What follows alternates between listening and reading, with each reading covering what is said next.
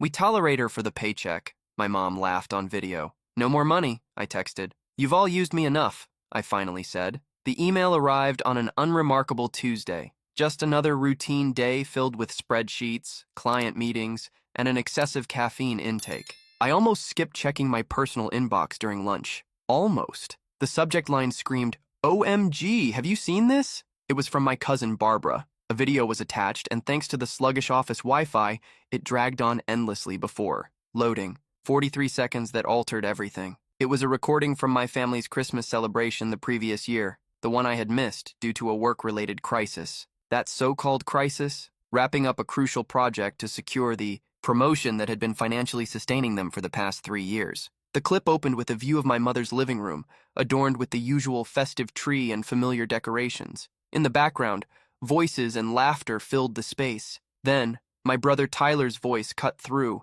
his words unmistakably slurred with alcohol. "Thank goodness Maria isn't here. Now we can actually enjoy ourselves." My stomach lurched, and the sandwich I had been eating was forgotten. "She's so rigid these days," my sister Donna chimed in. "Acts like she's superior to us just because she has that high-paying job." Then my mother spoke, the same voice that once comforted me to sleep. "Well, her fancy job is the reason we're having this Christmas dinner, so I guess we can put up with her attitude." Laughter erupted, every single one of them. The camera shifted, presumably held by my cousin, the one who had sent the video. There they were, my entire family, drinks in hand, nodding in agreement. "The funniest part," Tyler continued, "is that she actually thinks we care about her job. Like any of us give a damn about marketing strategies or whatever nonsense she does." More laughter followed. "But we sure care about her paycheck," my father interjected, raising his glass. "To Maria, our very own ATM," they toasted. To me, to my generosity, to the fact that, in their eyes, I was nothing more than a financial resource. The video abruptly ended. Barbara's message followed. "OMG, I feel terrible. I meant to send this to my therapist to show her what I've been dealing with in this family. Please call me." I didn't call. I couldn't. My hands shook as I snapped my laptop shut. 3 years. 3 years of financially supporting them after Dad lost his job.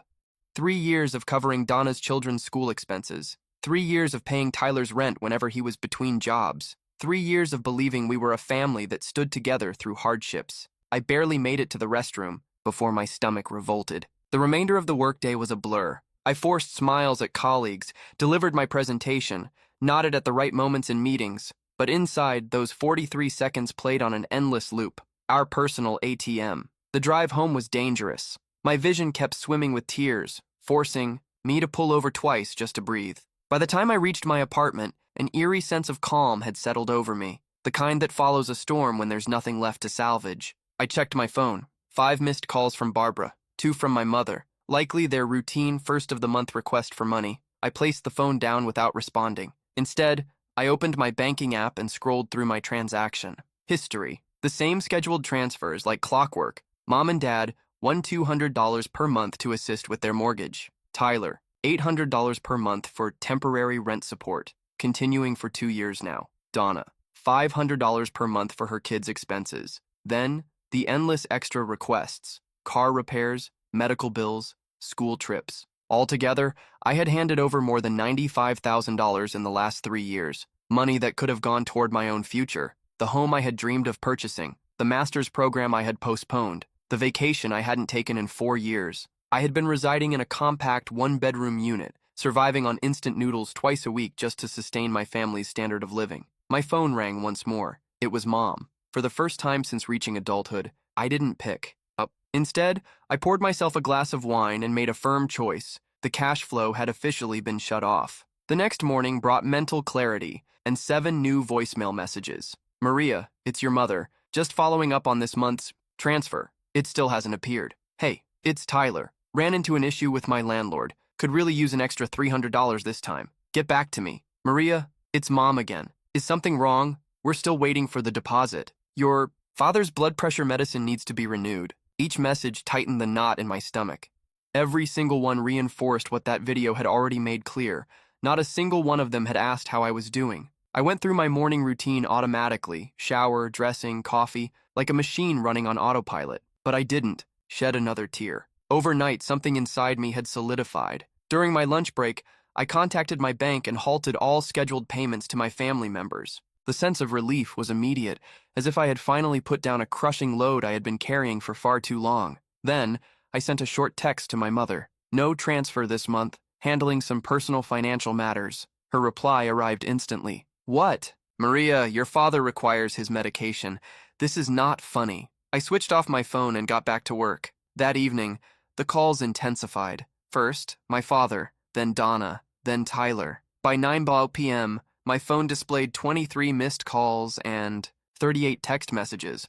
I read each one but responded to none. How could you be this selfish? We are family. Dad's health is at risk without his medication. My landlord is about to evict me. The guilt was suffocating, almost unbearable. My instincts nearly overrode my decision. I almost unlocked my phone, opened my banking app, and wired their money. 3 years of conditioning had trained me well. But then, I recalled that recording, the laughter, the raised glasses, our personal ATM. I turned my phone off again and slept more soundly than I had in years. A week slipped by, changed my number, created a fresh email account, and temporarily vanished from social media. I needed distance, to think, to reassess what family and love truly meant, and to reevaluate my own value. Then, on Saturday, my apartment buzzer went off. Peering through the peephole, I spotted Tyler outside. He looked unkempt. My heart pounded. My hands grew clammy, but I unlatched the door. What the hell, Maria? He stormed inside without waiting for an invitation. You changed your number? Mom is freaking out. I doubted that. I needed some time apart. He stared at me in disbelief. Time apart? He let out a bitter laugh. You can't just cut off your family because you need space. Then, as if that justified everything, he added, my landlord served me an eviction notice yesterday. No concern for me. No curiosity about why I might require distance. Just the same issue as always. His financial shortfall. That's unfortunate, I said, and I truly meant it. Despite everything, I didn't wish for my brother to end up homeless. He ran a frustrated hand through his hair. Unfortunate doesn't cover my rent, Maria. His tone sharpened. Look, whatever's going on with you, can you just send the money and deal with your, whatever this is, later? That was the moment I understood, with absolute certainty. I wasn't his sister. I was nothing more than a source of cash with inconvenient emotions. I can't do that, Tyler. His expression darkened. Can't? Or won't? He took a step closer, his voice thick with resentment. Because from where I'm standing, you're just being selfish. After everything this family has done for you. A hollow chuckle escaped me. Really? And exactly what has this family ever done for me? Tyler huffed. We took care of you. We supported you. We've always been around for you. He listed these as if they were grand favors rather than the, fundamental responsibilities of a family. And in return, I've handed over nearly $100,000 to all of you over the past 3 years, I stated, my tone unwavering. That wasn't a loan. It was money freely given. Cash I earned by grinding through 60-hour work weeks. For a brief moment, discomfort flickered across his face, but it vanished just as quickly. We required it. You didn't. I exhaled slowly. You have no clue what I need, Tyler. None of you have ever bothered to ask, he scoffed. Oh, what? Are your feelings bruised because we don't obsess over your high-paying job? Get over yourself, Maria. That's when I told him about the video. I described in vivid detail everything I had seen and heard. I watched his expression shift as the reality of the situation dawned on him. Immediately, he tried to undo the damage. We were only joking around. You know how families tease each other after a few drinks. I shook my head. No, I don't know, because clearly my understanding of family was completely wrong. I told him to leave. To my surprise, he did. But not before throwing out one last comment. You're making a huge error. You'll regret abandoning your family. Maybe he was. Right. But as the door clicked shut behind him, a foreign sensation washed over me. Relief. Like I could finally take a full breath for the first time in years. The following morning, an email appeared in my inbox from my mother. Subject, we need to have a conversation. Message, Maria, whatever you believe, you're mistaken. We are your family. We love you. Please call so we can clear this up. No mention of the video, no apology, just manipulation, twisting the narrative to make me doubt the truth I had seen with my own eyes. I chose not to reply. 3 days later, another email arrived, this time dripping with desperation. Your father had no choice but to ask his brother for money to afford his medication. Is this what you wanted? To embarrass us? To force your father to plead for help? A pang of guilt struck me. I had never wanted to hurt them. I had only wanted to stop them from hurting me. I typed out a simple response. Dad has both a pension and Social Security. With his Medicare plan, his medication only costs $43 per month. I knew this because I had researched it myself when I first started covering their expenses. They had an income, not extravagant, but sufficient to cover the basics without my contributions. What they lacked was the ability to sustain the lifestyle they had grown used to, the lifestyle that had been funded by my earnings. My mother never replied to that email. An entire month passed. The silence from my family was a strange mix of aching loss and newfound peace. I missed them, or rather, I missed the version of them I had once believed in. I missed feeling like I belonged somewhere, like I had people who shared my history and my DNA. But I did not miss the overwhelming stress, the knot in my stomach every time my phone rang, every time a text message arrived, every time I sat through a family gathering, feeling like nothing more than a financial provider. That month, I did something radical. I started spending money on myself. I booked a weekend trip to the coast. I enrolled in a photography class I had long dreamed about. I began browsing home listings, not just idly fantasizing about buying a house, but seriously considering it as a real possibility. And I started therapy. Because untangling yourself from people who have spent years convincing you that their wants matter more than your needs is not an easy task. 6 weeks after Tyler's visit, Donna appeared at my workplace. I was heading out at the end of the day when I spotted her sitting on a bench near the exit, with her 2 children beside her. My heart sank. Using the kids to get to me? Even, for them, that was a new low. "Aunt Maria!" 8-year-old Kathleen sprinted toward me, arms wide open. I bent down, wrapping her in a warm hug, genuinely happy to see her. The children were completely uninvolved in any of this. Right behind her, 5-year-old Thomas latched onto my legs. "We missed you. Mommy said you were gone, but we found you." Peering over their heads, I met Donna's gaze. Her expression was carefully composed, a delicate blend of worry and relief.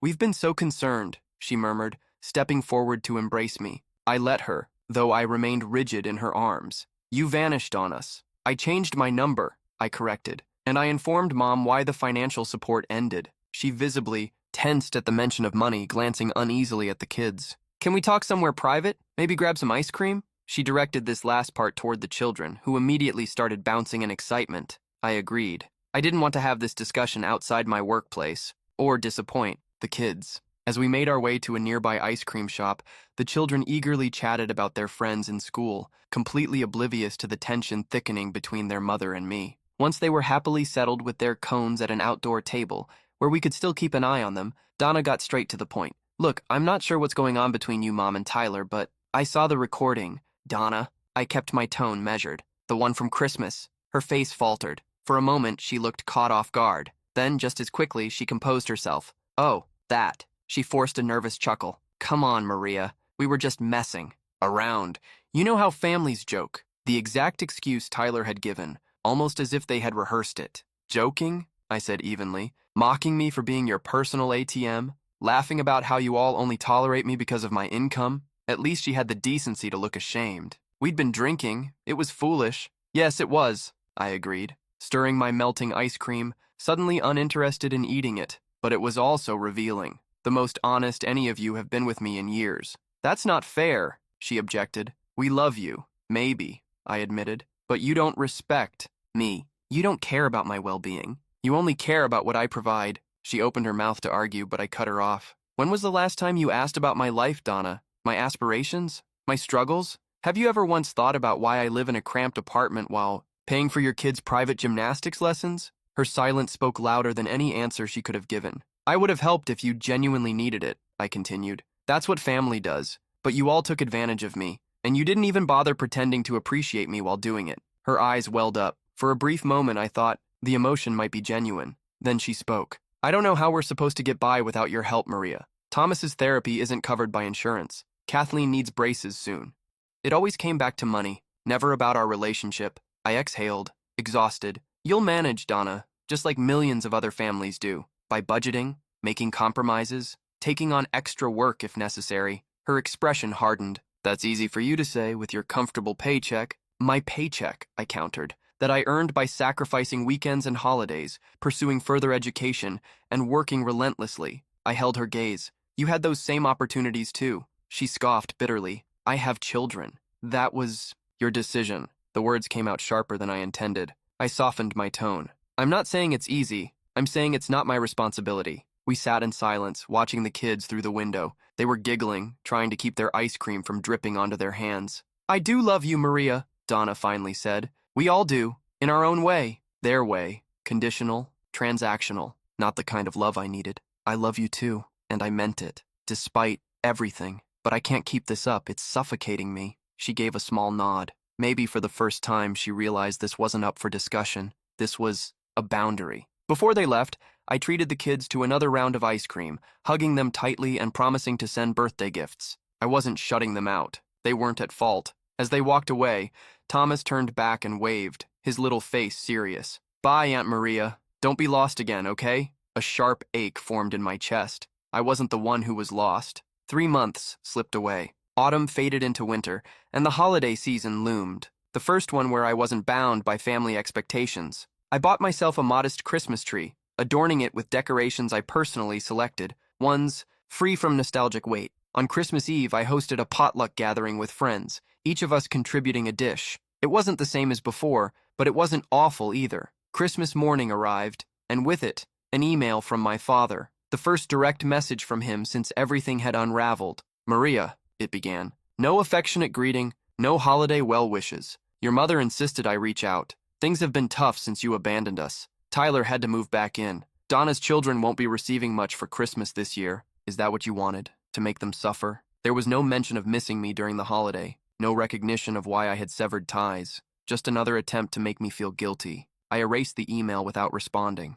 New Year's Eve arrived, marking a fresh chapter. I attended a gathering at a coworker's place, laughing more than I had in ages, feeling a newfound lightness. As midnight struck and the room erupted with cheers and embraces, my phone vibrated with a message from an unfamiliar number. It was Tyler. "Happy New Year, sis. I miss you. Can we talk? I'm ready to listen." I stared at the text, debating. Was it sincere, or was it simply an effort to restore their lost financial security? In the end, I realized it didn't matter. I wasn't ready. Perhaps someday, but not yet. Not until I was certain I could uphold the boundaries I had worked so hard to establish. I chose silence. I was focused on constructing a life that was truly mine, one that wasn't weighed down by supporting others at my own expense. Then, in April, exactly a year after discovering the video, I received a handwritten letter from my mother. 2 pages long. I hesitated before opening it, but curiosity won. "My dear Maria," it began. Right away, it felt different from my father's detached email. She wrote about how the past year had forced them to face hard truths,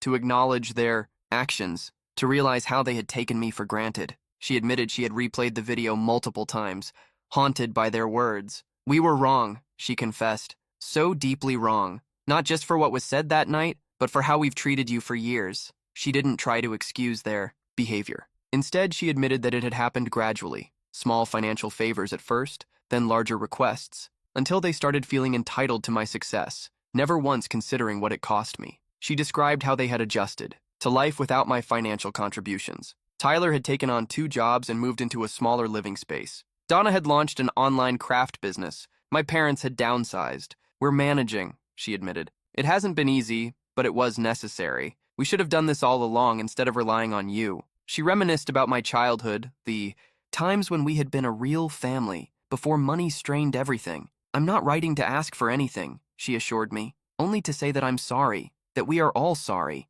And if you ever feel ready to rebuild a relationship based on love and mutual respect rather than obligation, we are open to it. But only if, and when, you are." She signed off simply, "With love and regret, Mom." I folded the letter carefully and set it aside. I didn't respond right away. I needed time to reflect, to process, to decide what I truly wanted.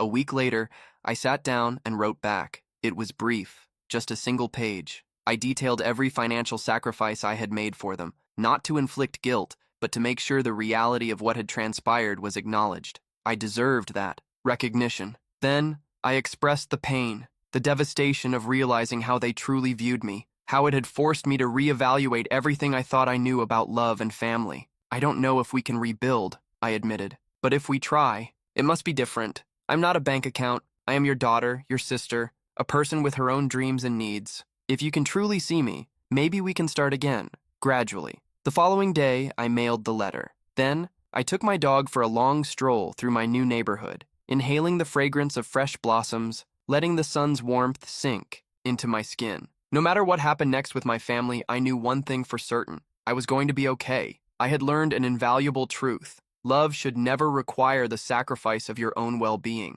Some relationships come at too high a cost. And at last I had the courage to close that account.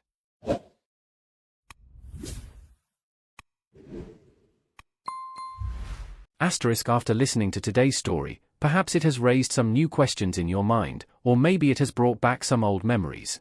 Every day on Reddit, new experiences and moments create fresh stories, and they connect all of us. Everyone has their own unique journey in life, and we all try to understand the world in our own way. These kinds of moments remind us that we are all human, sometimes happy, sometimes sad, and always learning something new. If you enjoyed this story, feel free to share it with your friends. Your thoughts and feedback are always valuable to us, as they motivate us to create even better content. Every story has its own unique angle, and our goal is to understand everyone's perspective and make our content diverse and relatable. Stories like these help us realize that life's journey is different for everyone, and by hearing other stories, we learn something new. You can also share your own stories with us. Your experiences are valuable to us as well, and if you enjoyed this video, please leave your feedback. We aim to create content that brightens your mind and gives you new ideas every time. If you've already seen this video before, your feedback is still important. With every piece of feedback, we can improve our content and bring a new perspective to our viewers. Today, what we saw was just a small part of the many stories shared on Reddit and across the world. It's a reminder of how we all try to understand life by sharing our experiences with each other. This video was only an example of how we try to connect with others through storytelling, learning about different sides of life. We hope to continue sharing such stories that help us all learn and grow together. Thank you for your time, and don't forget to keep an eye out for more stories coming soon. If you haven't already, please like and follow for more amazing content. Your support keeps us going, and we will strive to bring you more thought-provoking and heartwarming stories. Until next time, take care and stay curious. *.